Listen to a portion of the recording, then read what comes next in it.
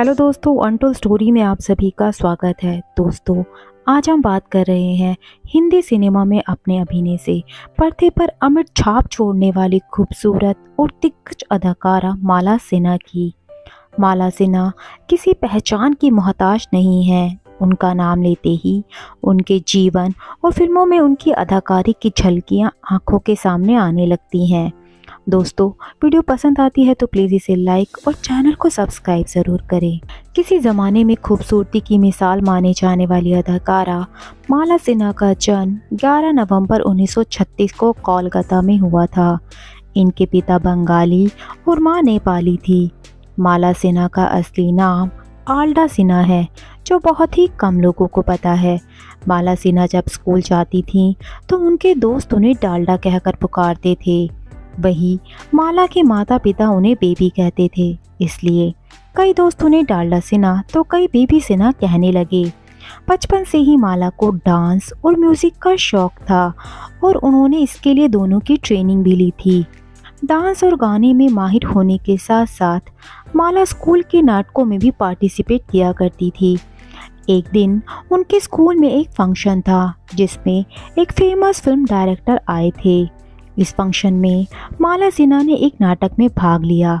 जैसे ही नाटक शुरू हुआ और डायरेक्टर ने माला सिन्हा की एक्टिंग को देखा तो वो उनके अभिनय के कायल हो गए। फंक्शन खत्म होने के तुरंत बाद ही डायरेक्टर माला सिन्हा के घर चले गए। वहाँ पर उन्होंने माला के पिताजी से कहा कि आपकी बेटी में एक्टिंग का बेहतरीन हुनर है और वो एक काबिल एक्ट्रेस बन सकती है, इसलिए उसे फिल्मों में काम करने का मौका दीजिए। डायरेक्टर की बातों से माला के पिताजी भी सहमत हुए और इसके बाद माला ने बतौर बाल कलाकार काम करना शुरू किया।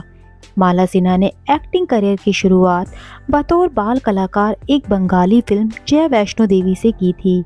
1952 में फिल्म रोशनारा रिलीज हुई, जिससे माला सिन्हा ने अपना सिनेमैटिक डेब्यू किया था। इसके बाद वो कई सारी बंगाली फिल्मों में भी नजर आई। इसी दौरान माला एक फिल्म की शूटिंग के लिए मुंबई आई थी। यहाँ पर इनकी मुलाकात गीता वाली से हुई। माला की पर्सनालिटी से गीता बहुत इम्प्रेस हुई और उन्होंने डायरेक्टर केदार शर्मा से गुजारिश की कि वो माला को बॉलीवुड फिल्मों में ब्रेक दे। गीता की गुजारिश के बाद केदार शर्मा ने माला को अपनी फिल्म रंगीन रातें में बतौर हीरोइन कास्ट किया। इसके बाद उन्होंने बहुत सारी फिल्में की, लेकिन उन फिल्मों से उन्हें कोई खास पहचान नहीं मिली। आखिरकार इंतज़ार खत्म हुआ और 1957 में रिलीज हुई फिल्म प्यासा। ये फिल्म माला सिन्हा के करियर की बड़ी हिट साबित हुई और यहीं से उनका करियर संवरने लगा। इस फिल्म में वो गुरु दत्त के साथ नजर आई थी। माला से पहले ये फिल्म मधुबाला को ऑफर की गई थी, लेकिन उन्होंने मना कर दिया, जिसके बाद ये फिल्म के लिए माला को अप्रोच किया गया। बचपन से ही माला का झुकाव एक्टिंग से ज़्यादा म्यूज़िक की तरफ था। उन्होंने फिल्मों के अलावा ऑल इंडिया रेडियो में बतौर सिंगर भी काम किया, लेकिन फिल्मों की खातिर उनको अपनी सिंगिंग और एक्टिंग में से एक का चुनाव करना पड़ा। आखिरकार फिल्मों के लिए उन्होंने अपने सिंगिंग सफ़र पर विराम लगा दिया। इधर जब माला सिन्हा बॉलीवुड में सफलता की सीढ़ियां चढ़ने लगी तो दूसरी तरफ उन्हें नेपाली फिल्म इंडस्ट्री से भी फिल्मों के ऑफर आने लगे। इसके बाद उन्होंने 1966 में नेपाल का रुख किया और नेपाली फिल्म माटी घर में नजर आई। ये माला के करियर की एकमात्र नेपाली फिल्म रही। इस फिल्म के हीरो एस्टेट कंपनी के मालिक चिदंबर प्रसाद लोहानी थे। फिल्म शूटिंग के दौरान ही माला को अपनी को-स्टार चिदंबर प्रसाद से प्यार हो गया, पर परिवार वालों ने शादी के लिए दोनों के सामने दो शर्तें रखी। पहली शर्त ये थी कि माला शादी के बाद फिल्मों में काम नहीं करेंगी और दूसरी शर्त ये कि शादी रीति रिवाजों से होगी। माला ने दोनों शर्तों को मान लिया, जिसके बाद परिवार की रजामंदी से शादी हुई। हालांकि इस शादी की एक खास बात यह थी कि माला को अपने ही पति से 3 बार शादी करनी पड़ी। सबसे पहले दोनों ने ईसाई विधि से शादी की, फिर हिंदू और लास्ट में कोर्ट मैरिज की। शादी के बाद माला का एक्टिंग के लिए जुनून देखकर उनके पति ने उन्हें एक्टिंग करियर को जारी रखने के लिए कहा।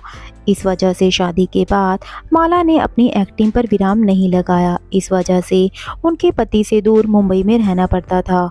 एस्टेट कंपनी का कारोबार संभालने के लिए उनके पति चिदंबर प्रसाद भी ज़्यादातर नेपाल में ही रहते थे। माला की एक बेटी भी है जिसका नाम प्रतिभा सिन्हा है। बॉलीवुड की टॉप एक्ट्रेस की लिस्ट में शामिल माला सिन्हा की ज़िंदगी में एक वक्त ऐसा भी आया जिसने उनका सुख चैन सब हिलाकर रख दिया।